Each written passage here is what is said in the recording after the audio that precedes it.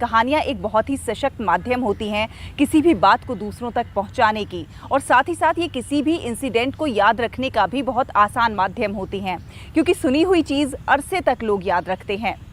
कहानियाँ प्रेरणादायी भी होती हैं, चटपटी भी होती हैं, मज़ेदार भी होती हैं और कई बार आपको नकारात्मकता से निकालकर सकारात्मकता का भी संचार करती हैं।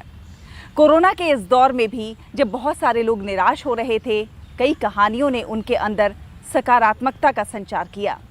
देखिए हमारी ये खास रिपोर्ट।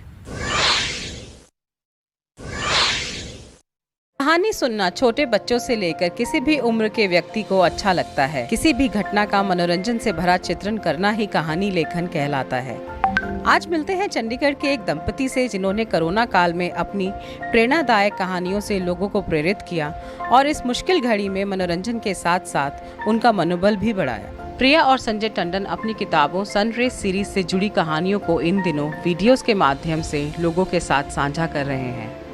यह कहानियाँ उन्होंने पिछले 15 सालों में लिखी, जिन्हें वह अब कोरोना काल के साथ जोड़ के लोगों तक पहुंचा रहे हैं, ताकि नकारात्मक के साथ एक सकारात्मक ऊर्जा मिलती रहे। ऐसी चीज सुनाते हैं जैसे लोगों को मोटिवेशन भी हो सके, इंस्पिरेशन भी मिले और घर में परिवार के साथ इकट्ठे बैठ के सुने और उसके साथ कोई अच्छा उनको सोचने का मौका मिले। 26 मार्च से लेके 3 मई तक हमने रोज एक कहानी सुनाई लोगों को और 3 मई के बाद अब हम हर संडे को कहानी सुना रहे हैं। यह प्रेरणादायक कहानियाँ लगभग सभी विषयों और अवसर पर आधारित हैं, ताकि लोग उनको अपनी रोजमर्रा की जिंदगी के साथ जोड़ सकें और ज्यादा से ज्यादा फायदा उठा सकें। ये कहानियाँ सब तरफ हर तरह के इशू को एड्रेस करती रही। जैसे रामनवमी का दिन आया तो हमने भगवान राम की कहानी सुना दी।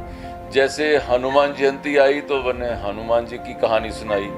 एक वो अर्थ डे आया था तो हमें याद है कि हमने यहाँ पे वो रख के एक अर्थ का जो मॉडल रख के हमने उसके साथ वो करी। एक दिन हमने वो घोड़ा जो है उसके साथ वो घास की वो एक कहानी थी, तो हमने घोड़ा भी रखा, साथ में घास भी रखी। फिर ये ट्री प्लांटेशन, ये सावन का महीना शुरू हुआ तो हमने लास्ट वीक में उसको प्लांटेशन के साथ साथ के लोगों के अंदर किसी में कमी रह जाती है तो वो जो पहले होता था ना, जो कंधे पे रख के एक बैंगी जिसमें 2 घड़े रखते थे, हमने वो बैंगी बना के उसके साथ वो कहानी एक्सप्लेन करी। आप अपने बच्चों को अच्छे वैल्यू सिखाने के लिए कुछ टाइम लगाओ, and there is no better way to teach a child something than a story. जैसे हम लोग ने बचपन में जो कहानियाँ पढ़ी वो हमें अब भी याद है, लेकिन जो हमने स्कूल में लेसन पढ़ा वो याद नहीं होगा। So story telling is a very effective medium and we thought we will put it to good use.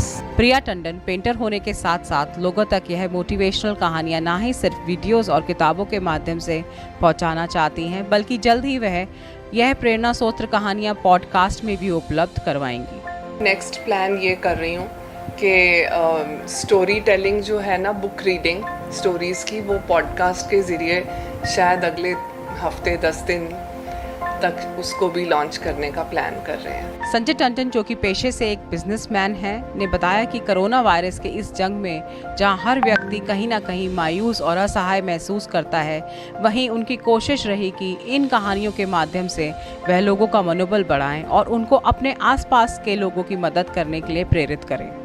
आप कोरोना के समय में जितनी लोगों की मदद करेंगे, इस समय लोगों को तकलीफ हो रही है, किसी का बिजनेस रुका पड़ा है, किसी को घर के अंदर कहीं कोई उसको दवाई नहीं मिल रही है, जब आप इस मंतव्य से काम करते हैं कि आपने लोगों की मदद करनी है, तो आपका सब खोया हुआ चीज़ भी, आपको धन भी मिलता है, शौर्य भी मिलता है, आपको सब कुछ मिलता है। लेकिन जब आप अपने लिए करते हैं तो वो बहुत एक छोटा होता है। तो ऐसे करके ये छोटी छोटी चीज़ें जब करते हैं जहाँ पे लोगों की मदद होती है, मुझे लगता है हमारी आपसी भी मदद होती है, हमारा आपसी रिश्ता भी स्ट्रांग होता है, हमारे घर के अंदर अच्छी वाइब्रेशंस होती हैं। हम जब ऐसे बोलते हैं, सारे घर वाले वो कहानी सुनते हैं। अब माँ बाप ने कहानी सुनाई है तो लगभग बच्चों को भी ज़बरदस्ती सुननी पड़ती है।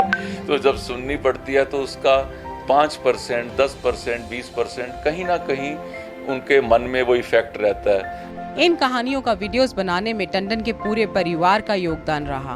उनकी बहुएं उमंग और साई वंगमई ने वीडियोग्राफी और एडिटिंग की कमान संभाली, तो संगीत की धुनें और संकलन करने में बेटों ने मदद की। ये जो वीडियो स्टोरीज भी हम कर रहे हैं, इसमें भी हमारे बच्चों की इन्वॉल्वमेंट है। जैसे हम छोटी छोटी चीज़ के कहाँ पर बैठे हैं, कहाँ पे सेट बनाया है, क्या पहना है, क्या बोला है, तो बच्चे बाद में बड़ा क्रिटिक व्यू देते हैं। मम्मा आज आपने ऐसे क्यों किया, पापा आप ऐसे क्यों बैठे थे। इन कहानियों के साथ साथ प्रिया टंडन ने कोरोना से करुणा तक एक गीत भी लिखा, जिसका वीडियो म्यूजिक भी परिवार ने ही तैयार किया। यह गाना ऑल इंडिया रेडियो में भी चला। आओ मिलकर ज्योति जलाए, धरती अंबर पवन को मनाए, जल में कभी ना प्रदूषण फैलाए, जल में कभी ना प्रदूषण फैलाए, मिलकर नया संसार बनाए, मिलकर नया संसार बनाए। गुड न्यूज इंडिया के लिए आकांक्षा सक्सेना, चंडीगढ़ से।